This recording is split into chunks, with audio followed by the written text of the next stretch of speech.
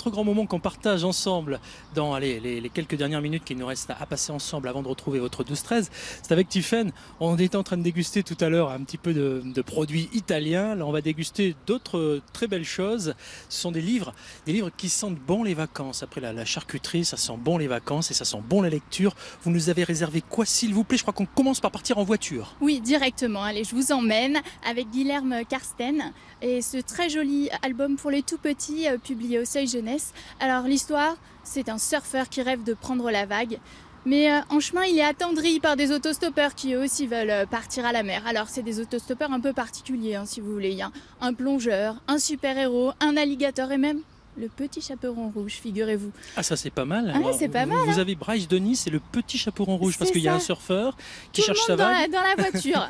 Alors imaginez que voilà, le voyage commence à être un peu mouvementé. Ils sont au moins 10 dans cette petite voiture. Et du coup, il arrive plein d'aventures. Alors c'est un livre sympa parce que c'est une petite ritournelle avec des rimes et ça plaira aux enfants. En plus, c'est très coloré. Voilà, donc je le conseille pour les tout petits. C'est sympa. Allez, premier conseil lecture, on va en avoir 4 aujourd'hui. Ça vous va comme ça? Oui, très bien. Allez, on continue sur la route des vacances. On a un coffre grand ouvert. On va rajouter un autre livre pour nos enfants. Qu'est-ce que vous nous conseillez, Tiffaine? Alors, je vous conseille d'emmener votre chien en vacances. C'est une bonne idée, ça s'appelle Les vacances de mon amie Carla, de Stéphane Kiel, et c'est publié par Grâce et Jeunesse. Et alors, Carla, je vous l'ai dit, j'ai un petit peu vendu la mèche, c'est un chien. Une chienne alors? Une chienne, voilà. Et figurez-vous qu'elle attend depuis 1 an les grandes vacances, parce que les grandes vacances, c'est le moment où, eh bien, on passe toute sa journée avec sa petite maîtresse. On peut aller voilà, à la plage, on peut aller à la piscine, on peut aller à la montagne. Et dans cet album, qui est aussi très coloré, eh bien, on découvre tout ce qu'on peut faire pendant les vacances avec eh bien, son meilleur ami à 4 pattes. Ça, c'est pas mal. C'est à partir de 5 ans, voilà. Et c'est très joli. Je fais une petite parenthèse pour ceux qui nous rejoignent. On en parlait tout à l'heure avec Jérémy quand on a parlé de vacances solidaires. Il ne faut pas oublier nos amis à 4 pattes, il ne faut surtout pas les abandonner. On en parlera mercredi, on partira avec en stop notre veto. Carla n'est pas la seule arrivée de vacances. Non, alors je ne sais pas si vous vous souvenez, à la rentrée dernière, je vous avais parlé d'une petite héroïne de Clotilde Delacroix. Eh bien, figurez-vous qu'elle détestait l'école.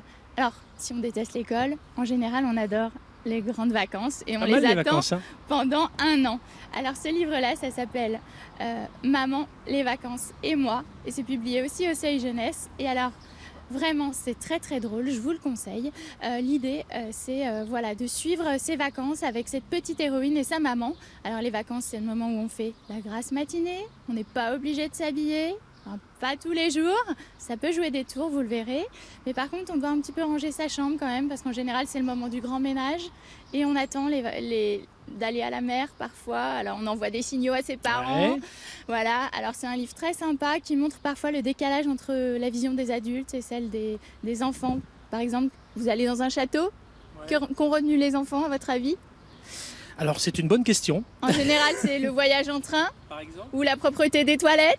Enfin voilà, je le conseille aux jeunes lecteurs parce qu'ils pourront se moquer de leurs parents et puis d'eux-mêmes.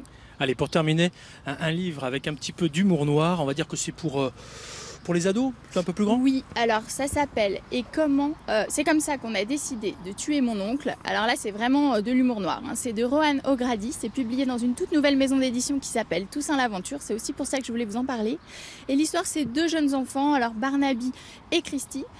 Ils partent en vacances sur une île de Colombie-Britannique, ils ne se connaissent pas et finalement ils décident de monter un complot pour tuer un oncle un petit peu particulier. Alors je vous le conseille, c'est vraiment très sympa, ça a été créé en 63 et ça n'a pas vieilli. Un parfum de vacances avec les conseils lecture de Tiffaine qui nous a accompagnés cette année et qui reviendra l'année prochaine avec d'autres judicieux conseils. Comme à chaque fois, je ne suis pas très inquiet. Un aussi joli chapeau que ça, dites donc, ça doit faire des envieuses là. C'est un peu rétro, non, vous trouvez pas? J'adore, moi, j'adore. Je vous ai pas montré la couverture du dernier livre, qui est aussi rétro, vous avez vu, c'est un petit parfum de vacances avec un bel animal, des fleurs autour du cou. Ouais, c'est pas mal. Comme vous, Pascal. Ouais. Dites-moi, vous avez appris la lecture à quel âge, vous, Tiffaine? Au CP, comme un petit peu tous les enfants, je crois. A priori, il existe